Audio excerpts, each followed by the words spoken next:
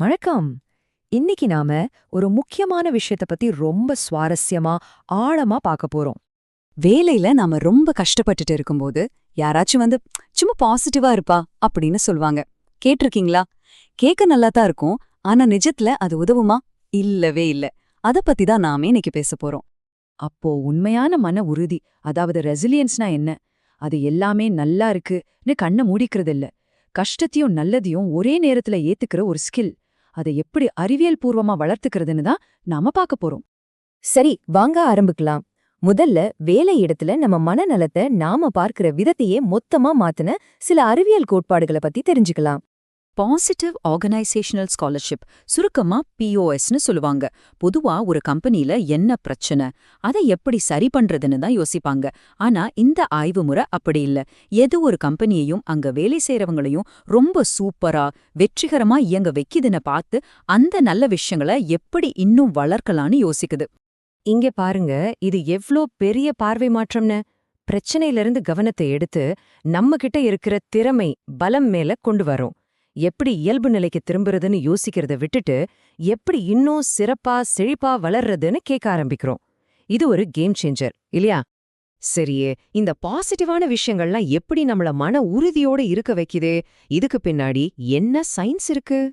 அதுக்கு பதில்தான் பார்பரா ஃப்ரெட்ரிக்சனோட ப்ராடன் அண்ட் பில்ட் தியோரி, அதாவது விரிவடை கட்டியெழுப்பு கோட்பாடு.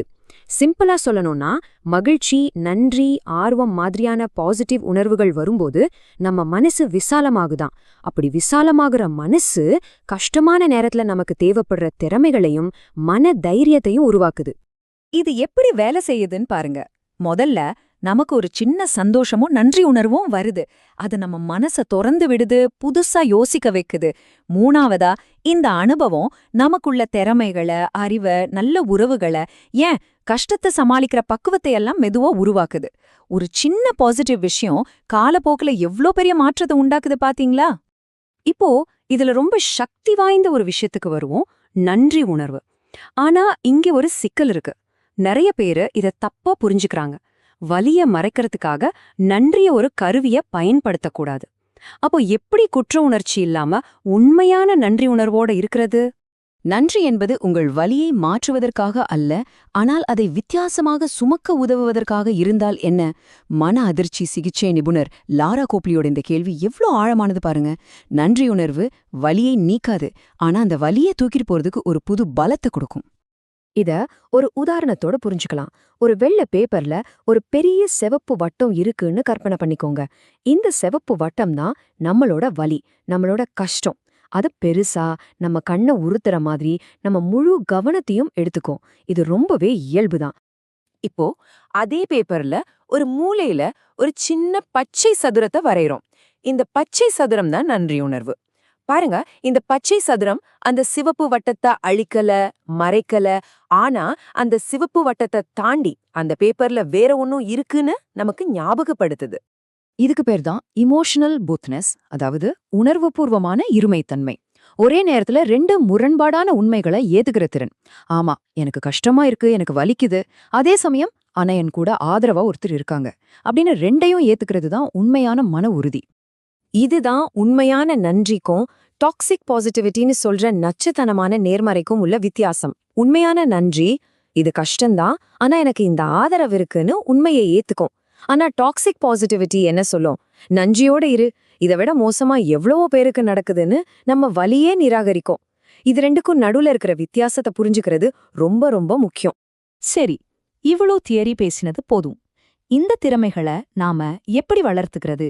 அதுக்கான சில அறிவியல் பூர்வமான எளிமையான பயிற்சிகளை இப்போ பார்க்கலாம்.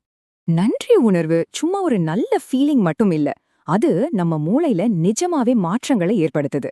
பாத்தீங்கன்னா, மத்தவங்கள புரிஞ்சிக்கிற, மத்தவங்க மேல அக்கறை காட்டுற மூளையோட பகுதிகளை இது ஆக்டிவேட் பண்ணுது. நம்ம உணர்ச்சிகளை கட்டுப்படுத்துறதுக்கும் நம்மள அமைதிப்படுத்துற செரட்டோனின், டோபமின் மாதிரியான ஹார்மோன்களை சுரக்கவும் இது உதவுது.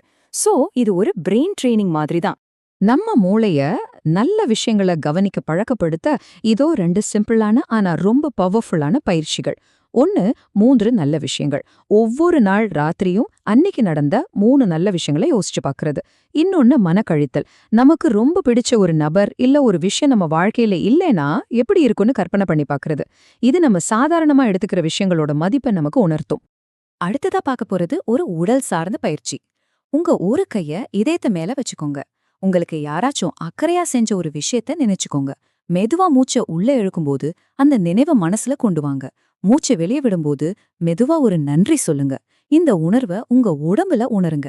இது நம்ம நரம்பு மண்டலத்தை அமைதிப்படுத்தி மனசுக்கும் உடம்புக்கும் ஒரு ஆழமான நிம்மதியை கொடுக்கும். சரி, நம்ம இந்த விளக்கத்தோட இறுதி பகுதிக்கு வந்துட்டோம். இதிலிருந்து நம்ம எடுத்துக்க வேண்டிய முக்கியமான பாடம் என்னன்னா, உண்மையான மன உறுதிங்கிறது கஷ்டமே இல்லாத வாழ்க்கை இல்ல. சந்தோஷத்தையும் துக்கத்தையும் ஒரே நேரத்துல நம்ம மனசுல ஏத்துக்கிற ஒரு பக்குவம். ஒன்ன வச்சு இன்னொன்னு தாங்கிக்கிற ஒரு திறன்.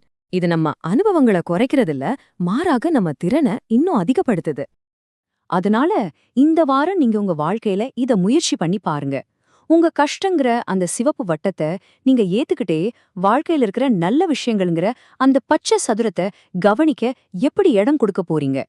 இந்த கேள்வியோட உங்களை சிந்திக்க விட்டு நான் விடை பெறுகிறேன்.